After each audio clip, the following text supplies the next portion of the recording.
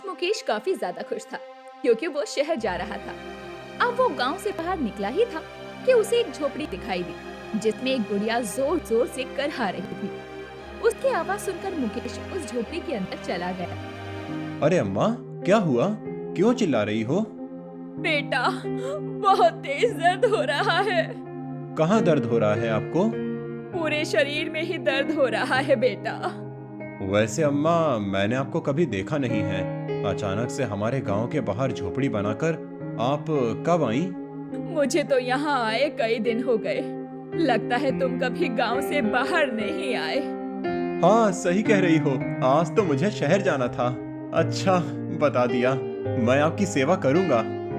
तभी वहाँ एक लड़की आ गई। लड़की ने जब मुकेश को देखा तो कहा, अरे आप इनसे दूर रहना, इन्हें छूना मत। हाँ हाँ, तुम मुझे छूना मत, बस दूर से जो कर पाओ सो कर देना। क्या छूना नहीं? अगर छूंगा नहीं तो फिर आपके हाथ पैर कैसे दबा पाऊंगा? नहीं नहीं, मुझसे दूर ही रहना, मुझे छूना नहीं। पर मुकेश ने बुढ़िया की बात नहीं मानी। वो बुढ़िया को छू लेता है, जिससे मुकेश एक बूढ़े आदमी में बदल गया।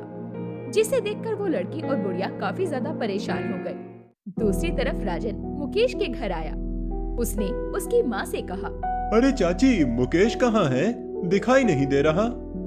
अरे बेटा, वो तो सुबह ही शहर के लिए निकल गया। क्या?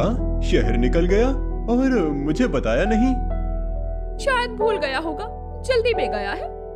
तभी अचानक किसी ने दरवाजा खटखटाया। जब उन दोनों ने वहाँ देखा तो एक बूढ़ा आदमी वहाँ खड़ा हुआ था। उसे देखकर विमला ने कहा, अरे आप कौन हैं? क्या चाहिए आपको? अरे माँ, आपने मुझे पहचाना नहीं। मैं मुकेश हूँ। क्या? मुकेश? ये तुम क्या कह रहे हो? तुम मेरे मुकेश नहीं हो। नहीं माँ, मैं सच कह रहा हूँ। मैं ही आपका मुकेश हूँ। ये सुनकर दोनों काफी हैरान हुए और राजन ने कहा, सच सच बता, मेरा दोस्त मुकेश कहाँ है? वरना मैं तुझे अभी यहीं मारूंगा। मैं सच कह रहा हूँ राजन, मैं ही तेरा दोस्त मुकेश हूँ। अगर तू मुकेश है तो तेरी ये हालत कैसे हो गई? इस पर मुकेश ने उसे सारी बात बताई, जिसे सुनकर वो दोनों काफी हैरान हुए। राजन ने कहा, अगर ऐसी बात है तो मैं अभी वहाँ जाता हूँ। मैं उस बुढ़िया को छोड़ूंगा नहीं जिसने मेरे दोस्त की हालत ये कर दी है। हाँ हाँ बेटा, तू जल्दी जा वहाँ और पता करके आ कि आखिर ये सब क्या है। मैं अपने बेटे के बिना जिंदा नहीं रह पाऊंगी। ये कहकर विमला जोर जोर से रोने लगी। इस पर राजन ने कहा, आप रो मत चाची, जब तक मैं हूँ मुकेश को कुछ नहीं होने दूंगा। ये कहकर राजन उस झोपड़ी के लिए निकल गए। दूसरी तरफ बुढ़िया झोपड़ी में बुरी तरह से रो रही थी। यह अच्छा नहीं हुआ। पता नहीं अब तक कितने लोग इस तरह मुझे छूकर बूढ़े हो चुके हैं। पता नहीं ये श्राप कैसे हटेगा। इसमें आपका कोई दोष नहीं है, ये सब तो उस दुष्ट रानी की वजह से हुआ है। तभी वहाँ पर राजन आ गया। राजन ने जब बुढ़िया को देखा तो कहा, क्यों, तू ही है ना जिसने मेरे दोस्त को बूढ़ा बनाया है? नहीं नहीं, मैंने उसे बूढ़ा नहीं बनाया। मैंने तो मना किया था कि मुझे मत छू, पर उसने मुझे छू लिया। क्या? तुम्हें छू लिया? ये क्या बकवास कर रही हो? सच सच बताओ, तूने क्या किया है मेरे दोस्त के साथ? अरे, ये सच कह रही है। इन्होंने कुछ नहीं किया। आपके दोस्त ने बस इन्हें छू लिया था। ये सुनकर राजन काफी ज्यादा हैरान हो गया।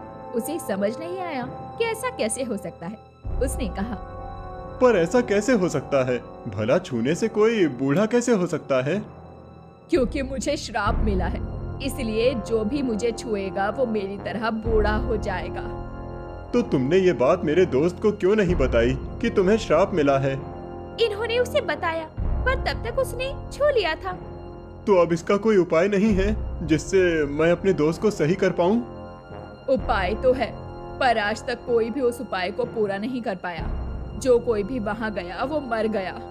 मैं कुछ समझा नहीं, तुम कहाँ की बात कर रही हो? मैं रहस्यमयी दरवाजे की बात कर रही हूँ। उसी दरवाजे के पीछे एक मायावी दुनिया है, वहीं इसका तोड़ मिल सकता है। रहस्यमयी दरवाजा और मायावी दुनिया? पर मैंने तो कभी भी ऐसा कुछ नहीं सुना है। ये कहाँ पर है? इस पर बुढ़िया ने राजन को रहस्यमय दरवाजे की सारी जानकारी दी। जिसे सुनकर राजन काफी ज्यादा हैरान हुआ। पर मैंने तो कभी भी ऐसे रहस्यमय दरवाजे के बारे में नहीं सुना है। क्या सच में उसके पीछे मायावी दुनिया है? पता नहीं, कहा तो यही जाता है कि कोई भी उस दरवाजे के पीछे का रहस्य नहीं जानता। तो फिर आखिर मैं वहाँ जाऊंगा कैसे? मैं तुम्हें वहाँ ले जा सकती हूँ क्योंकि मुझे उस दरवाजे का रास्ता पता है। पर उसके अंदर क्या है? ये तो मुझे भी नहीं पता। ठीक है, तो फिर मैं उस रहस्यमय दरवाजे के अंदर जाऊंगा और अपने दोस्त की जान बचाऊंगा। ये सुनकर बुढ़िया और लड़की काफी ज्यादा हैरान हो गए। इस पर लड़की ने कहा, तुम्हें पता भी है अगर वो मायावी दुनिया हुई तो वहाँ एक दुष्ट रानी भी है। तुम चिंता मत करो, मैं अपने दोस्त को बचाने के लिए कुछ भी कर सकता हूँ। अब चलो, हमें जल्दी चलना पड़ेगा। हाँ हाँ, तुम लोग जल्दी जाओ क्योंकि 24 घंटे बाद रहस्यमय दरवाजा गायब हो जाता है, इसलिए तुम्हें 24 घंटे के अंदर ही सब कुछ करना पड़ेगा। ये सुनकर राजन काफी ज्यादा परेशान हो गया, पर उसे अपने दोस्त को बचाना था, इसलिए वो लड़की के साथ रहस्यमय दरवाजे के लिए निकल गया। वहीं विमला काफी ज्यादा दुखी थी क्योंकि उसका बेटा अब बूढ़ा हो गया था और उसने कहा, ये अभी तक राजन लौटकर क्यों नहीं आया है? कहीं ऐसा तो नहीं माँ, उस बुढ़िया ने उसे भी बूढ़ा बना दिया हो। अगर ऐसा हुआ तो मेरी वजह से मेरा दोस्त भी बूढ़ा हो जाएगा। ऐसा मत बोल बेटा, सब कुछ सही हो जाएगा। हे भगवान, मेरे बच्चे की रक्षा कीजिए, मेरे बेटे को ठीक कर दीजिए। दूसरी तरफ लड़की राजन को एक जंगल में ले आई। जंगल में आने के बाद राजन ने कहा, यहाँ कहाँ है दरवाजा? मुझे तो कहीं दिखाई नहीं दे रहा। मुझे पता है, वो इस तरह नहीं दिखाई देगा। तभी लड़की ने आसपास से कुछ पानी सा निकाला और सामने की तरफ छिड़क दिया, जिससे वहाँ एक दरवाजा बन गया। दरवाजे को देखकर राजन काफी ज्यादा हैरान हुआ। क्या यहाँ पर रहस्यमय दरवाजा? पर यहाँ से तो बहुत सारे लोग गुजर चुके हैं। मुझे पता है, पर इसे कोई भी देख नहीं पाता। अब चलो जल्दी। इसके बाद वो लोग रहस्यमय दरवाजे के अंदर गए। उसके अंदर आने के बाद वहाँ पर हर चीज बहुत सुंदर थी। अरे वाह, इस रहस्यमय दरवाजे के पीछे इतनी सुंदर दुनिया, मुझे तो पता ही नहीं था। हाँ, ये रहस्यमय दरवाजा मायावी दुनिया का है और इस दुनिया में बहुत सारी चीजें ऐसी ही हैं जिनके बारे में लोग सोच भी नहीं सकते। तुम्हें तो यहाँ की बहुत सारी जानकारी है, पूछ सकता हूँ तुम्हें यहाँ की जानकारी कैसे है? मैंने तुमसे एक असलियत छुपाई है। मैं पहले यहीं पर रहा करती थी। वो जो तुम बूढ़ी औरत देख रहे थे, वो कोई बूढ़ी औरत नहीं बल्कि एक लड़की है, पर वो श्राप की वजह से बूढ़ी हो गई है। क्या? तुमने ये बात हमें पहले क्यों नहीं बताई? हमने सोचा अगर हमने तुम्हें बता दिया तो शायद तुम हमारी मदद नहीं करोगी, इसलिए अब जल्दी चलो। वैसे अब मुझे यहाँ से जाना कहाँ है? क्योंकि उस बूढ़ी औरत ने बताया था यहीं कहीं वो जादुई फूल होगा। तो जादुई फूल यहीं पर। उसको लेने के लिए तुम्हें कई पापड़ बेलने पड़ेंगे, क्योंकि अगर यहाँ की रानी को पता चल गया ना तो वो तुम्हें छोड़ेगी नहीं। क्या यहाँ पर भी रानी है? हाँ, यहाँ पर भी एक रानी है। इसके बाद वो लोग धीरे धीरे आगे बढ़ने लगे। तभी अचानक राजन को वही जादुई फूल दिखा और उसने कहा, वो रहा फूल। मुझे जल्दी से फूल को लेकर यहाँ से निकलना पड़ेगा, वरना यहीं कैद हो जाऊंगा।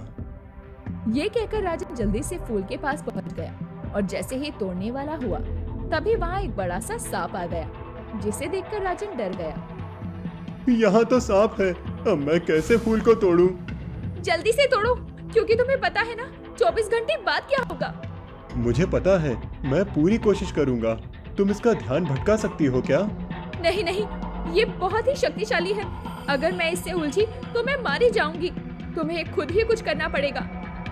ये सुनकर राजन काफी ज्यादा परेशान हुआ। वहीं दूसरी तरफ मायावी दुनिया के महल में एक रानी बैठी हुई थी। जब उसे पता लगा कोई मायावी दुनिया में घुस आया है तो उसने कहा, पता लगाओ वो कौन है।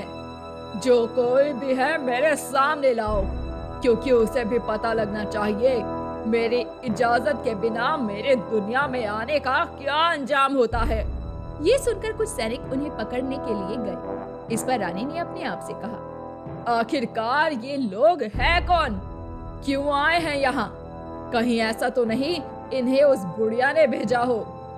वहीं राजन फूल तोड़ने की काफी कोशिश कर रहा था, पर उसकी हर कोशिश को सांप नाकाम कर देता। अरे ये सांप तो फूल तोड़ने ही नहीं दे रहा। अब मैं क्या करूं? मुझे नहीं पता, जो कुछ भी करना है तुम्हें ही करना पड़ेगा, जल्दी करो। तभी वहाँ सैनिक आ गए और उन दोनों को पकड़कर रानी के पास ले आए।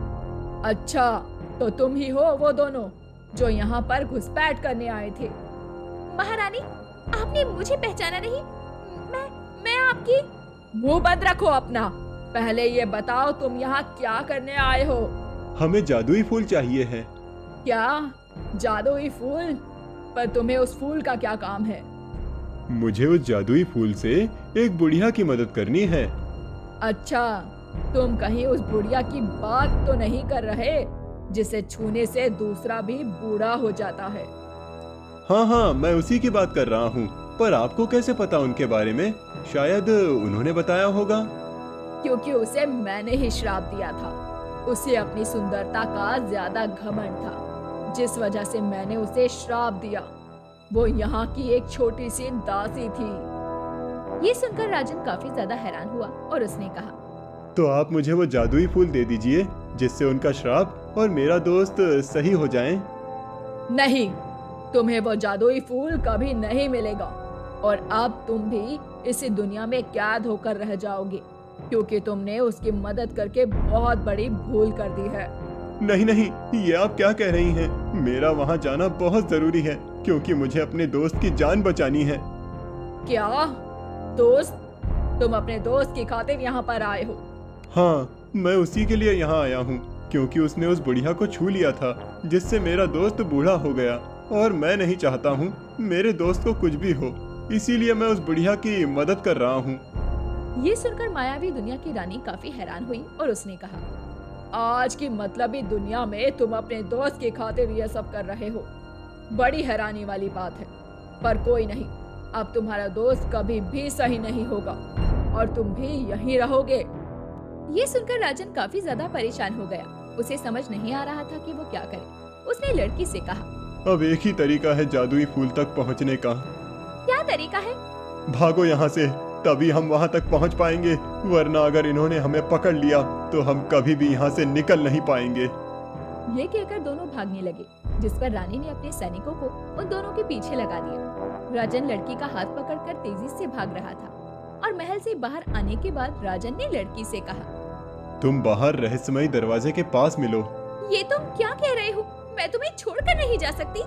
मैंने जो तुमसे कहा वो करो। अगर दरवाजा बंद हो गया तो फिर हम कुछ नहीं कर पाएंगे। मैं अभी फूल लेकर आता हूँ। ये कहकर राजन ने लड़की को रहस्यमय दरवाजे से बाहर निकाल दिया। अब सिर्फ राजन उस दुनिया में बचा हुआ था। लड़की काफी ज्यादा परेशान थी और राजन का इंतजार रहस्यमय दरवाजे के बाहर करने लगी। उसे कुछ समझ नहीं आ रहा था। वहीं राजन भागता हुआ जादुई फूल की तरफ गया, जहाँ पर वही सांप था। तभी सैनिकों ने राजन को पकड़ना चाहा, पर सांप बीच में आ गया, क्योंकि उसने राजन की आंखों में देख लिया था। राजन ये सब निस्वार्थ कर रहा था और राजन ने मौका पाकर जादुई फूल को तोड़ दिया और वो भी वहाँ से बाहर आ गया। जादुई दरवाजे के बाहर आने पर दरवाजा बंद हो गया, जिससे वो दोनों बच गए। लड़की ने कहा, तुम ठीक तो हो ना? तुम जादुई फूल ले आए? हाँ, मैं ठीक हूँ और ये जादुई फूल भी ले आया। अब हमें चलना चाहिए। इसके बाद वो लोग बुढ़िया के पास आए। बुढ़िया ने जैसे ही उन दोनों को देखा तो कहा, अरे वाह, तुम लोग तो शाम होने से पहले ही आ गए। ये सब राजन का कमाल है। अगर राजन ने आज हिम्मत ना दिखाई होती तो ये जादुई फूल हमारे पास कभी नहीं आता। इसके बाद बुढ़िया ने जैसे ही जादुई फूल को छूता वो एक जवान लड़की में बदल गई, जिसे देखकर राजन काफी ज्यादा हैरान हुआ। इस पर उस लड़की ने कहा, लो, इस फूल को तुम ले जाओ और अपने दोस्त को दे देना, जिससे वो भी ठीक हो जाएगा। ये सुनकर राजन काफी ज्यादा खुश हुआ और फूल को लेकर वहाँ से अपने दोस्त के घर आ गया, जहाँ पर विमला दुखी बैठी हुई थी। वहीं मुकेश चारपाई पर लेटा हुआ था। विमला ने जब राजन को देखा तो कहा, राजन, तुम आ गए। तुम ठीक तो हो ना? हाँ, मैं बिल्कुल ठीक हूँ। ये लो, तुम इस फूल को छू लो। पर इस फूल को छूने से क्या होगा? इसे छूने से तुम पहले जैसे हो जाओगे। ये कोई आम फूल नहीं है, बल्कि जादुई फूल है। ये सुनकर मुकेश ने फूल को छुआ तो वो भी पहले की तरह जवान हो गया, जिसे देखकर राजन और विमला काफी ज्यादा खुश हो गए। वहीं अपने आप को सही देखकर मुकेश भी काफी ज्यादा खुश हुआ। उसने राजन से कहा, तुम्हारा बहुत बहुत धन्यवाद जो तुमने मुझे बचा लिया, वरना मैं तो सोच रहा था अब मैं कभी भी सही नहीं हो पाऊंगा। अरे धन्यवाद की क्या बात, तू तो मेरा दोस्त है, तेरी खातिर इतना करना मेरा फर्ज था। ये सुनकर विमला काफी ज्यादा खुश हुई और बोली, भले ही तुमने मेरी कोख से जन्म नहीं लिया, पर तुम मेरे बेटे से भी बढ़कर हो।